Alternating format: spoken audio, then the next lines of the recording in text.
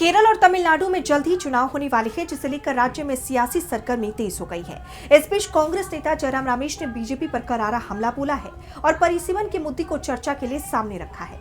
इसके लिए उन्होंने कई तर्क भी दिए हैं। तो क्या कहा है जयराम रमेश ने और क्या है ये पूरी खबर, जानेंगे इस रिपोर्ट में। केरल और तमिलनाडु में होने वाले चुनाव को लेकर राज्य में सियासी सरगर्मी तेज हो गई है।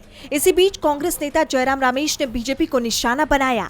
उन्होंने परिसीमन के मुद्दे को चर्चा के लिए सामने रखा। साथ ही तर्क दिया कि दक्षिणी राज्य जो प्रभावी रूप से अपनी आबादी को नियंत्रित करते हैं, उनको कम संसदीय सीटों के साथ दंडित नहीं किया जाना चाहिए।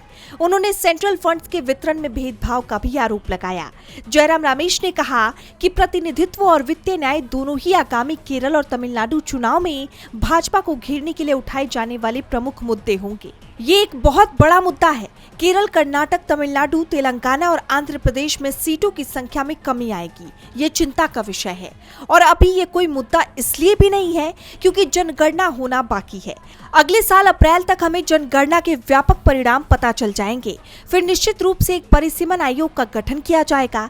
ऐसा नहीं होना चाहिए कि राज्य को, विशेषकर दक्षिण भारतीय राज्य को परिवार नियोजन कार्यक्रमों के मामले में इतना जिम्मेदार और उत्तरदायी होने के लिए दंडित किया जाए। रमेश यही नहीं रुके। उन्होंने आगे कहा, केरल में मुकाबला सीधे तौर पर कांग्रेस के नेतृत्व वाले यूडीएफ और सीपीआईएम के नेतृत्व वाले एलडीएफ के बीच है, लेकिन एक तीसरा खिलाड़ी भाजपा भी है जो एलडीएफ के फायदे में काम करेगा। उन्होंने आरोप लगाया कि केरल में भाजपा का उद्देश्य सत्ता में आना नहीं, बल्कि कांग्रेस को जीत से वंचित करना था और इसलिए एलडीएफ और भाजपा के बीच एक मौन समझौता था। डीबी लाइव की रिपोर्ट।